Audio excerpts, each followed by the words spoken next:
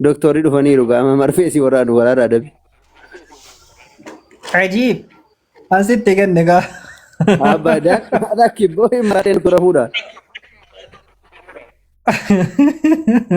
أكبر بعد ورقود أنا مرفيس ده بيجي لفاكن الراوني أنا كمرفيس ده دنجر ani yeroo xiqqoon sabaabii marfee na waraanaa turan inni marfee sodaatu naan jedhan jedhe amma inni marfee sodaadhaa jiru isaan bira goota jedhamuuf jecha ani sodaadheedhaan adaa isaan na sobaarani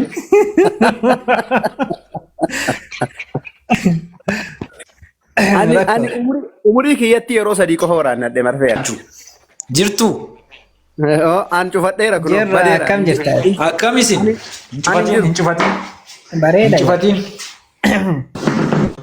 akkamisin har'a waan haaraa qabadhe bareeda jirra waan haaraa qabadhe akkam jirtaati nagaa keeti jira ani afaan kollee dhuga malee soba hin dubbatu siigalee beektami adura gaafii mana nu deebistee kaataan jarjariin namni jarjaru surreeni Gaaffiin deebi'eera maal ta'e Abdul Fattah gaaffiin deebi'eera Yesuus Kiristoos waggaa 2000 dura fannoo irratti gaaffii ilmaan namaa deebisee sokki maa inni iddisi gaaffiin dhufe jira moo? Injira hedduu Erga jira Yesuus fannoo irratti gaaffii ilmaan namaa deebisee sokkeeti gaaffiin kan biraa dhufe? fannoo irratti laa hawla walaa Yesuus Kiristoos waaqni fannoo irratti deebise. Fannoo irratti ol fuudhee ba'ee gaaffii deebise seexanadha qullaa ishee dhaabeedha. Qullaa ishee dhaabe gaafa Yesuus Kiristoos fannifame waaqa kan kee dhaggeeffadhu. Gaafa Yesuus Kiristoos fannifamu macci waaqa keessaa durii ija isaa isarra godhateera macaan. abbaa caalee yoo jiraate itti fuufi meen hin dhufa waaqa kan kee eenyu tonse Ani maqaa waaqaa dheeraam. Isa warri kaan odeessan natti hin fidiin. Ani waaqni koon fannifame siin jedheera. Dhageesseedha anarraa. Kanaafi dhaggeeffadhu iddoon ati waaqni koo ani fannifameera jedhu naa fidiin. Afaan kooraan nageenye dhammammaa.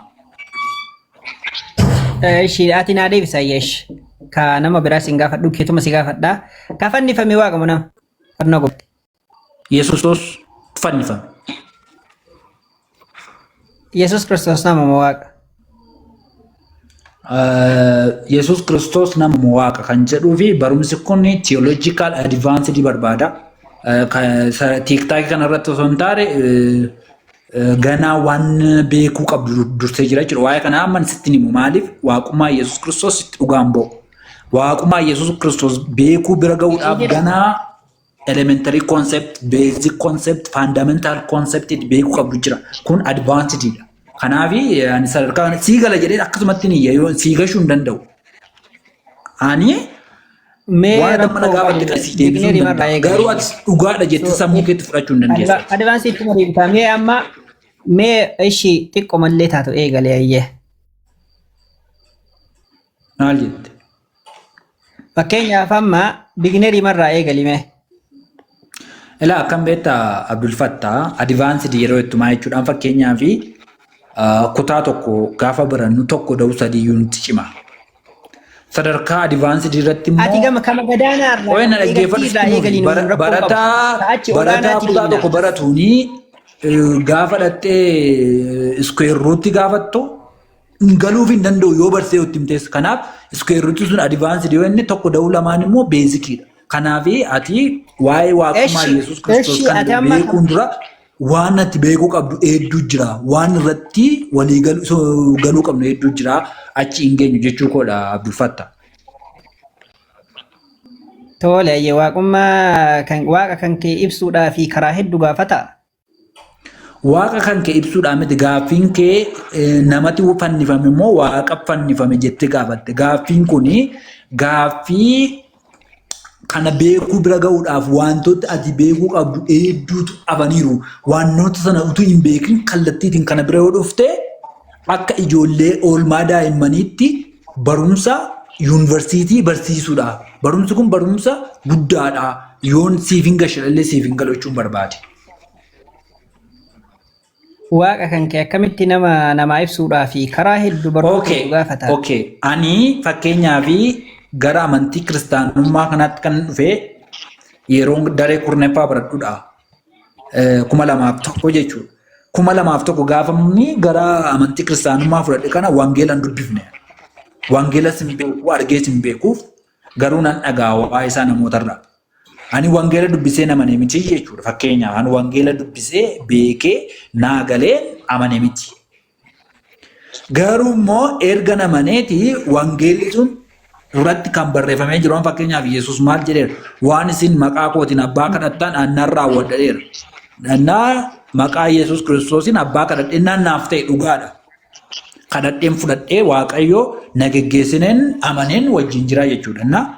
Nuti Yesuus Kiristoos dubbisuutiin falaasamaan loojikiitiin osoo hin taane intangible spiritual world keessa Yesuus Kiristoos hojjechuu isaatiin isa beeknaa jechuudha. Ish kama elementary si gaafadha dhiisi hayyee ka advance.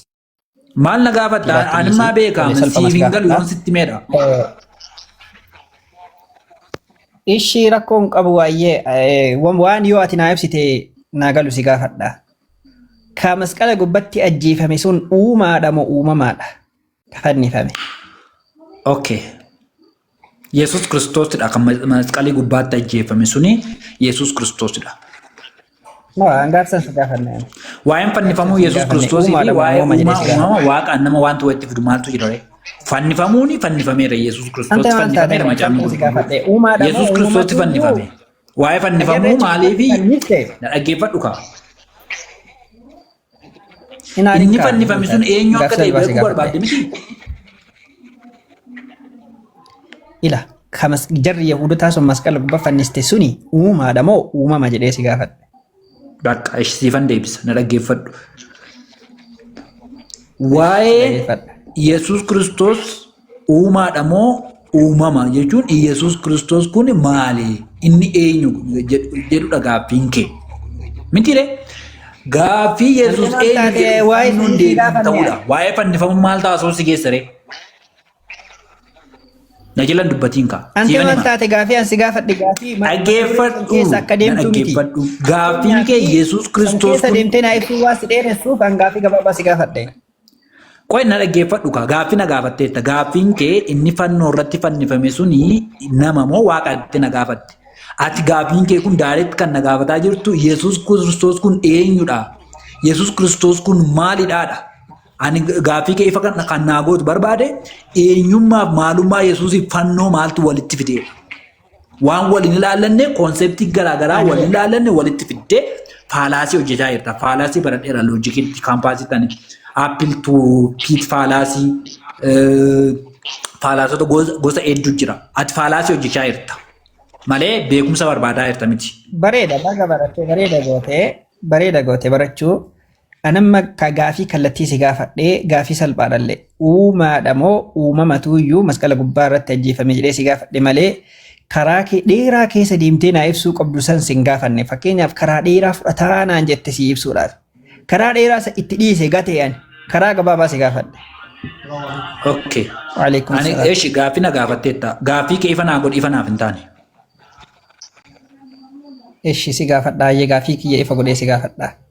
Karaa dheeraa ati ganaa akkana godhiitii naa ibsi jedhee si gaafadhaan jiru. Fakkeenyaaf yoo waaqummaa Yesuus Kiristoos naa ibsi siin jedhee Yesuus Kiristoos waaqa akkana inni akkana jettee karaa dheeraa deemta. Karaa dheeraa san dhiisee ka Yahudonni masqala gubbatti fannisan sun uumaadha moo uumamaadha jedhee si gaafadhe gabaabaadha. Okay. Gaaffii kee dhageera. Gaaffiin kee akkasitidha. Inni fannoorra jiru suni Yesuus Kiristoos sun uumaadha moo uumamaadha gaaffiin kee akkas miti? Okay. Ana immoo wanta ifa naa gootu jira tun gara deebiitti hin galiini. Gaaffiin kee Yesuus uumaadha moo uumamaadha kan jedhudha inni tokko. Lammaffaa immoo fannoo walitti fidde.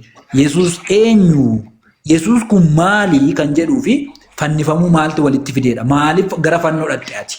Yesuus Kiristoos eenyu maali jechuudhaa fi fannoon deebii ta'a maaliif gara fannoo dhatte? Gaaffii kana ifa naa godhi.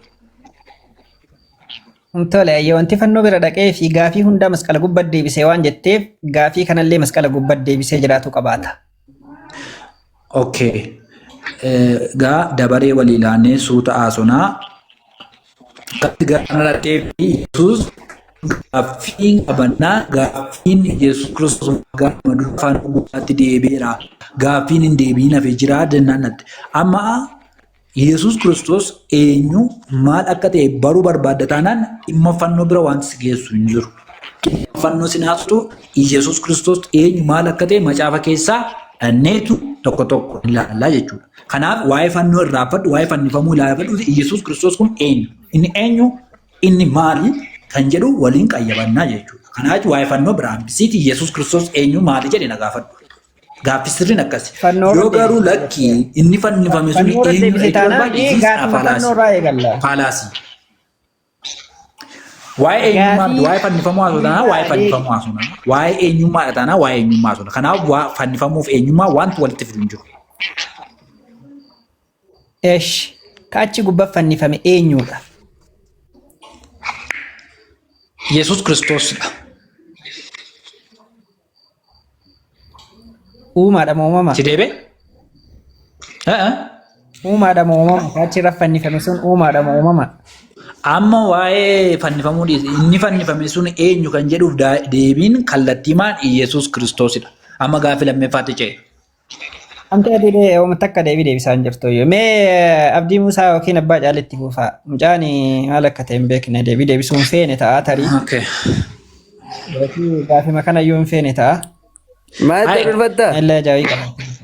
Abdii akkamii? Gurbaan deebii deebisaa hin jiru buufaa inshaAllah. Irraa baana kana caalaan anis dadhabeera guyyaa guutuun irra oole. Taatee bakka inshaAllah yeroo biraa dhufu kaanillee. Dhiifama salphii bakka boru nan bana boru ganama walitti deebina inshaAllah. Garuu deebuun gaariidha. Gara fuulduraatti waan isin naa hubachuu qabdan gaaffii tokko gaafa gaafattanii waan garaa lama gaafa walitti fiddan faalaasii hojjechuu ta'a. Faalaasii hojjechuu ta'a. Wanti kun chaalenjii isin gochuu hin danda'a. Rabbi uumaadha. Rabbi immoo eessaa dhufe isin gaafachuu danda'a. Allaan eessaa dhufe akkamitti dhufe isin gaafachuu hin danda'a. Faalaasiidha kun. Faalaasii hin taane dhugaa jiru immoo walitti hubachiisuun immoo gaariidha. Kanaaf faalaasii walirratti hojjechuutu dhiibne natti tolaan. Direct gaaffii gaafachuu. Yaada gaariidha.